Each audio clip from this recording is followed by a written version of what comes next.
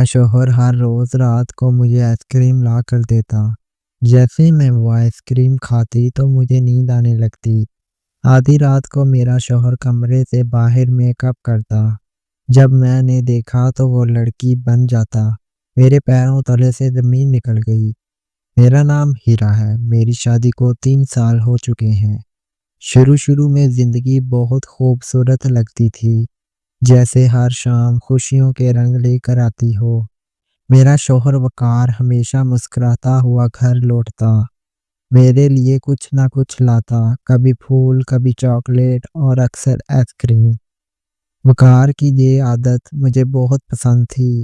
میں سمجھتی تھی شاید وہ مجھ سے محبت کرتا ہے۔ ہر رات وہ کہتا، ہیرا آج تمہارے لیے خاص آئس کریم لایا ہوں، جلدی سے کھا لو پگھل نہ جائے۔ میں خوشی خوشی کھا لیتی۔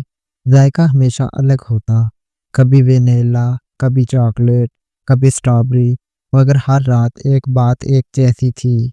میں آئس کریم کھانے کے تھوڑی دیر بعد ہی گہری نیند میں چلی جاتی۔ پہلے پہل میں نے اس پر دھیان نہیں دیا، مگر جب یہ معمول بن گیا تو دل میں ایک چھوٹی سی چبھن جاگی۔ کبھی کبھی رات کو آنکھ کھلتی تو محسوس ہوتا کہ وقار میرے پاس نہیں ہے۔ میں نیند میں دھندلی آوازیں سنتی، جیسے کوئی قدموں کی چاپ یا دروازے بند ہونے کی آہٹ، مگر آنکھیں کھولنے سے پہلے ہی نیند مجھے پھر اپنی آغوش میں لے لیتی۔ ایک رات میں نے امی کو فون کیا، باتوں باتوں میں ذکر کیا کہ وقار مجھے ہر رات آئس کریم کھلاتا ہے اور میں فوراً سو جاتی ہوں۔ امی ہنسی، ارے بیٹا، شوہر اچھا ہے تو شک کیوں کرتی ہو؟ تم خوش رہو، یہی بڑی بات ہے۔ میں نے بھی ہنس کر بات بدل دی، مگر دل کے اندر کچھ نہ کچھ چبھنے لگا تھا۔ وقت گزرتا گیا، دن میں وقار ہمیشہ نارمل رہتا، ہنستا، باتیں کرتا، کام پر جاتا، مگر رات آتے ہی وہ بدل جاتا۔ کبھی وہ مجھے زیادہ قریب نہیں آنے دیتا، کبھی بات کرتے کرتے اچانک خاموش ہو جاتا۔ میں نے کئی بار سوچا شاید کام کا دباؤ ہو، مگر دل مطمئن نہیں تھا۔ پھر ایک دن سب کچھ بدل گیا۔ اس دن وقار نے بھی وہی کیا، آئس کریم لایا، مسکرا کر کہا، یہ لو، تمہاری پسندیدہ چاکلیٹ فلیور۔ مگر اس بار میں نے فیصلہ کر لیا تھا، میں سچ جان کر رہوں گی۔ میں نے آئس کریم کھانے کا ناٹک کیا، چمچ منہ تک لے جا کر آہستہ سے ڈریسنگ ٹیبل کے نیچے رکھ دی۔ وقار مطمئن ہو گیا، سمجھا جیسے میں نے پوری کھا لی۔ کچھ دیر بعد اس نے لائٹ بند کی اور اس نے سمجھا کہ میں سو گئی ہوں۔ وہ اٹھا، آہستہ سے الماری کھولی اور کچھ نکالنے لگا۔ وقار نے ایک چھوٹا سا بیگ نکالا جس میں رنگ برنگے کپڑے، لپسٹک، وگ اور پرفیوم رکھے تھے۔ میں ایک دم سے دیکھتی رہی۔ اس نے ایک رنگین دوپٹہ گلے میں ڈالا، لپسٹک لگائی اور شیشے میں خود کو دیکھ کر مسکرایا، ایک عورت کی طرح۔ میرے ہاتھ کپ کپانے لگے۔ میں نے دل میں سوچا شاید کوئی مذاق ہو، مگر جب اس نے موبائل نکالا، کیمرہ آن کیا اور ویڈیو کال پر کسی سے بات کرنے لگا تو میرے قدم زمین میں جم گئے۔ وقار ایک نرم آواز میں بولا، ہائے کیسی لگ رہی ہوں آج۔ دوسری طرف سے کسی مرد کی ہنسی سنائی تھی۔ وقار اور وہ آدمی ہنستے باتیں کرنے لگے، جیسے دونوں بہت قریب ہوں۔ میں نے اپنے منہ پر ہاتھ رکھ لیا کہ چیخ نہ نکل جائے۔ آنکھوں سے آنسو بہنے لگے۔ میرا دل ٹوٹ کر رہ گیا۔ وہ شخص جو میرا شوہر تھا، جو دن میں میرے سامنے ایک شریف انسان بن کر رہتا، رات کو کسی اور روپ میں بدل جاتا۔ میں خاموشی سے کمرے سے باہر نکلی۔ دل دھڑک رہا تھا، سانس رک رہی تھی۔ گھر کے دروازے کے پیچھے بیٹھ کر میں نے سب سنا۔ وہ ہنس رہا تھا، باتیں کر رہا تھا اور میں اندر ہی اندر مر رہی تھی۔ صبح جب وقار لوٹا تو اس کے چہرے پر وہی مسکراہٹ تھی۔ اٹھو میری جان، ناشتہ تیار کرو۔ میں اس کی آنکھوں میں جھانکا۔ وہ آنکھیں جو کل تک مجھے سکون دیتی تھیں، آج خوف دے رہی تھیں۔ میں نے خود سے وعدہ کیا، آج رات میں یہ کھیل ختم کر دوں گی، لیکن آج میرا دل مطمئن نہیں تھا، کیونکہ میں جان چکی تھی کہ اس میٹھی آئس کریم میں کوئی کڑوا راز چھپا ہے۔ میں نے آئس کریم کھانے کا ناٹک کیا، چمچ منہ تک لے جا کر पलंग के नीचे फेंक दिया। वकार ने समझा कि मैं सो गई हूँ। वो आहिस्ता-आहिस्ता उठा, कमरे की लाइट बंद की। मैंने देखा, वो वही बैग निकाल रहा था, जिसमें रंग-बिरंगे कपड़े और मेकअप की चीज़ें थीं।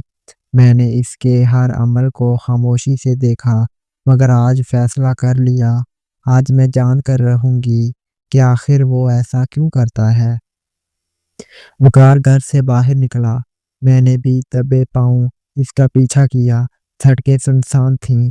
चांदनी में इसका साया लंबा दिखाई दे रहा था। मैंने दुपट्टा मजबूती से लपेटा और फासला रखते हुए इसके पीछे चलती रही। वो शहर के एक पुराने इलाके में गया, जहाँ चंद झोंपड़ियाँ और छोटे मकान थे। वो एक टूटी हुई झोंपड़ी के सामने रुका, दरवाज़ा खोला और अंदर चला गया। मैंने दरवाजे से झाँका। अंदर रोशनी मद्धम थी और एक छोटी-सी बच्ची बिस्तर पर लेटी खांस रही थी। वक़ार इसके पास गया, आहिस्ता से इसका सर सहलाया और बोलने लगा, "शीला, बेटा, तुम्हारी दवा ले आया हूँ। आज देर हो गई, सॉरी।" मैं हैरान रह गई। वक़ार ने विग और दुपट्टा एक तरफ रखा और बच्ची को खाना खिलाने लगा। फिर इसने पुरानी अलमारी से एक लिफाफा निकाला, जिसमें चंद नोट थे। वो पैसे गिनकर एक पुराने मोबाइल में रखे, जैसे कोई राज छुपा रहा हो। मेरा दिल धड़कने लगा। ये सब क्या है? ये बच्ची कौन है? मैंने अपने आंसू पोंछे और हिम्मत करके दरवाज़ा खोला। वक़ार चौंक गया। इसके हाथ कांपने लगे। "हीरा, तुम यहाँ क्या कर रही हो?" मैंने भरी आंखों से कहा, "मुझे सब पता चल गया वक़ार, लेकिन तुम ये सब क्यों कर रहे हो? तुम कौन सा खेल खेल रहे हो?" वक़ार के चेहरे से रंग उड़ गया। वो कुछ लम्हे खामोश रहा, फिर टूटे हुए लहजे में बोला, "ये खेल नहीं है हीरा, ये मजबूरी है।" मैंने हैरान होकर पूछा, "मजबूरी?" वो ज़मीन पर बैठ गया, सर झुकाकर बोला, "ये बच्ची मेरी नहीं, मेरे दोस्त की बेटी है। मेरा दोस्त अरसलान मेरा हमजमात था। 2 साल पहले एक हादसे में मर गया। इसकी बीवी बीमार थी और जब वो भी दुनिया से चली गई, ये छोटी शीला मेरे पास रह गई। मैंने वादा किया था कि इसे कभी यतीम खाने नहीं जाने दूँगा।" मैं खामोश खड़ी थी, आँखों से आँसू बहने लगे। वक़ार बोला, "मैं दिन में काम करता हूँ, मगर वो आमदनी इलाज के लिए काफ़ी नहीं। रात को मैं इन ऐप्स पर लड़की बनकर काम करता हूँ। कुछ लोग वीडियो चैट पर बात करने के पैसे देते हैं। मुझे अपनी इज़्ज़त से नफ़रत है, मगर शीला की दवा के बगैर वो मर जाएगी। मैंने हर रात तुम्हें सुलाकर ये काम इसलिए किया कि तुम हकीकत जानकर मुझे छोड़ ना दो।" मेरी ज़ुबान बंद हो गई। मेरे कदमों में सकत नहीं रही। मैंने इस छोटी बच्ची की तरफ देखा। वो नीम बेहोश लेटी थी, सांसें मुश्किल से चल रही थीं। वक़ार रो रहा था। मैं बुराई नहीं करना चाहता था हीरा, बस इसकी सांसें बचाना चाहता था। मेरे दिल में दर्द की लहर उठी। मैंने इसके करीब जाकर शीला का हाथ थामा, फिर आहिस्ता से वक़ार के कंधे पर हाथ रखा। "वक़ार, तुमने जो किया वो गुनाह नहीं। तुमने एक जान बचाने के लिए खुद को कुर्बान किया।" वक़ार के आंसू रुक ना सके। मैंने कहा, "अब ये बोझ तुम अकेले नहीं उठाओगे। हम दोनों मिलकर शीला का इलाज कराएँगे। बस तुम वादा करो कि आइंदा मुझसे कुछ नहीं छुपाओगे।" वक़ार ने काँपते हुए हाथ मेरे हाथ पर रखा। "वादा हीरा, कभी नहीं।" अगले दिन हमने अस्पताल जाकर शीला का मुकम्मल इलाज शुरू करवाया। मैंने अपने ज़ेवरात बेच दिए। वक़ार ने वो सारी ऐप्स बंद कर दीं। ज़िंदगी आसान नहीं थी, मगर सुकून लौट आया था। कुछ हफ्तों बाद शीला की हालत बेहतर हो गई। एक दिन वो मेरी गोद में बैठी बोली, "आंटी, आप मेरी अम्मी बनेंगी?" मैं मुस्कुराकर रो पड़ी और वक़ार ने नज़रें झुका लीं। मैंने आहिस्ता से जवाब दिया, "हाँ बेटा, मैं तुम्हारी अम्मी बन चुकी हूँ।" वक़ार ने पहली बार मेरा हाथ मज़बूती से थामा और वो आँखें जो कभी शर्मिंदगी में झुकी थीं, आज सुकून से भर गई थीं। कभी किसी के अमल पर फ़ौरन फ़ैसला मत करो। हर बुराई के पीछे कभी-कभी कोई मजबूरी छुपी होती है। ज़िंदगी हमें सिखाती है कि انسان وہ نہیں ہوتا جو نظر آتا ہے، بلکہ وہ ہوتا ہے جو اپنی خاموشی میں قربانیاں دیتا ہے۔ ناظرین، آپ کو یہ کہانی کیسی لگی؟ کمنٹ باکس میں اپنی رائے کا اظہار لازمی کریں۔ اگر آپ میرے چینل پر نئے ہیں، چینل کو سبسکرائب، لائک اور شیئر لازمی کریں۔ ملتے ہیں ایک اور کہانی میں۔